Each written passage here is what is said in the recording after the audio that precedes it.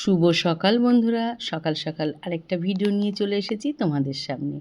এখন বাজে সকাল 7:30, আর 7:30তেই দেখো কি প্রচণ্ড রোদ চতুর্দিকে, আর আকাশে বাতাসে চতুর্দিকেই আগমনীর বার্তা যে মা আসছে।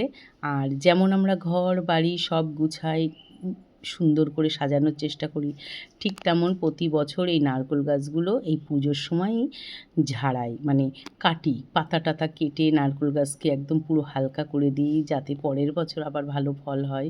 যদিও এখন সেই রকম আগের তুলনায় ভালো ফল হয় না, তবুও প্রতি বছরই এটাই পুজোর সময়ই করা হয়। তাই আমার মনে হয় আমরা এই মা দুর্গা আসছে বলে গাছকেও সুন্দর করে সাজাই। যে নারকেল গাছ ঝাপড়া হয়ে থাকবে তাকে একটু ভালো করে কাটিং টাটিং করে দিই। এই দেখো গাছে উঠেছে সকালবেলায়, একজন চলে এসেছে। গাছ আগের দিন বলেছি, অনেক বলার পরে আজকে আমাদের গাছটা ঝুড়ে দিচ্ছে। কি হয়েছে বলো তো, এরা কিন্তু নারকেল কেনে, এরা গাছ ঝুড়তে চায় না সহজে, কিন্তু আমরা অনেক অনুরোধ করেছি, আর আমাদের বাড়ির নারকেল এই দাদাই নেয়, সেই কারণে উনি বলেছিল একদিন এসে গাছ ঝুড়ে দেবো। আগের একটা গাছ ঝোড়া হয়ে গেছে, আর একটা গাছ উনি ঝুড়ে নিচ্ছে। এই হচ্ছে কাজ, সকালবেলা গাছ ঝোড়া চলছে। আর গাছটা না ঝুড়লে এমন হয়েছে না, বাড়ি ঘরে গাছের দিকে তাকালে ভালো লাগে না। যেমন একটা আমাদের ঘর বাড়িতে নোংরা থাকলে, এলোঝেলো থাকলে কেমন লাগে? ভালো লাগে? ভালো লাগে না? ঠিক গাছেরও তাই। গাছ ঝুললে কত সুন্দর লাগে, গাছের দিকে বারবার তাকাতে ইচ্ছা করে। যাদের বাড়ি নারকেল গাছ আছে তারাই শুধু জানে। এই যে গাছ ঝুড়ে দিল, আর এখন আর সে আগের মতো অত ভালো করে কেউ ঝোড়ে না। এমনিই গাছ ঝোড়ার লোক পাওয়া যায় না সচরাচর, আর তার উপরে আবার ভালো করে যেটা পাচ্ছি সেটাই ভালো।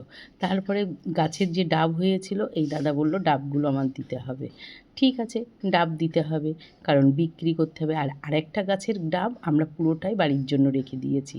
তার জন্য একটুখানি অসন্তুষ্ট হয়েছে, কারণ আমাদের কাছ থেকে যে পয়সা দিয়ে ওনারা কেনে, তার 2 গুণ বেশি টাকা দিয়ে ওনারা বাজারে বিক্রি করে।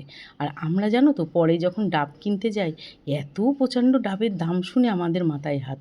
তখন শুধু এসে গাছের দিকে তাকাই, আর মনে হয় কি গাছটা ধরে কামড়াই। এরকম গাছ থাকতেও বাড়িতে আমাদের এত দাম দিয়ে ডাব কিনে খেতে হয়। তাই সেই জন্য এবার ঠিক করলাম যে ছোটো ছেলে এসেছে, ছোটো ছেলের শরীরটাও একটু খারাপ ছিল, এখন ঠিক আছে। তো একটু ও ডাব খেতে ভালোবাসে, তাহলে গাছের যত ডাব আছে রেখে দেবো। সেই কারণে দাদার খুব আপত্তি। তা মানে এত কিছু বলার পরেও একটা গাছের ডাব ওনাকে দিতেই হলো। বলল না, এই ডাব কটা আমি নিয়ে যাব। তাই ডাব দিয়ে আর ওনার গাছ ঝোড়ানো দিয়ে মোটামুটি সমান সমানই হয়ে গেছে। এই আর কি। এই দেখছো, এই ডাব সকালবেলায় ডাব দেখো। আমাদেরও সকালবেলা নারায়ণ দর্শন হলো, বলে ডাব তো নারায়ণ, তাই আমি বলছি নারায়ণ দর্শন হলো। আর আমরা বাড়ির জন্য যে ডাব রেখেছিলাম না, তার 2-1টা ডাব না এই দাদার দা ভীষণ মানে আছে, ধার আছে, সেই রকম শান দিয়া, তাই দাদার দা দিয়ে আমরা সেই ডাবগুলো কেটে রেখেছি। আর নয়নতারা ফুলগুলো কি সুন্দর হয়েছে বলো, 2-1টার কালার এত সুন্দর, এত সুন্দর যে দেখেই মনটা ভালো হয়ে যায়। আর সকালটা যদি এরকম সুন্দরভাবে শুরু হয়, ভালোই যায়। কিন্তু সারাদিন কী যাবে বলতে পারবো না। এখন হঠাৎ মেঘে বৃষ্টি এসে যাওয়ার মতো। আর এই যে শরতের শিউলি ফুল না দেখলে ভালো লাগে? আমার বাড়িতে 2টো শিউলি ফুলের গাছ। রাত্রেবেলায় এত সুন্দর গন্ধ বেরোয়, কিন্তু সকালবেলায় সেই তুলনায় আমি কিছুই ফুল পাই না। ঠিক আছে, অন্য কোথাও না কোথাও তো ভগবানের চরণেই যাচ্ছে, যাক। আর এই যে ওই যে বলেছিলাম না ডাবগুলো কেটে নিয়েছি, এই যে মুখগুলো কেটে নিয়েছি এইভাবে। তাহলে থাকো, পরে দেখাচ্ছি দুপুরে কি রান্না করছি না করছি। অনেক কাজ আছে গো, সকাল সকাল ভিডিও নিয়ে বসলে তো হবে না, দুপুরবেলা দেখা করছি।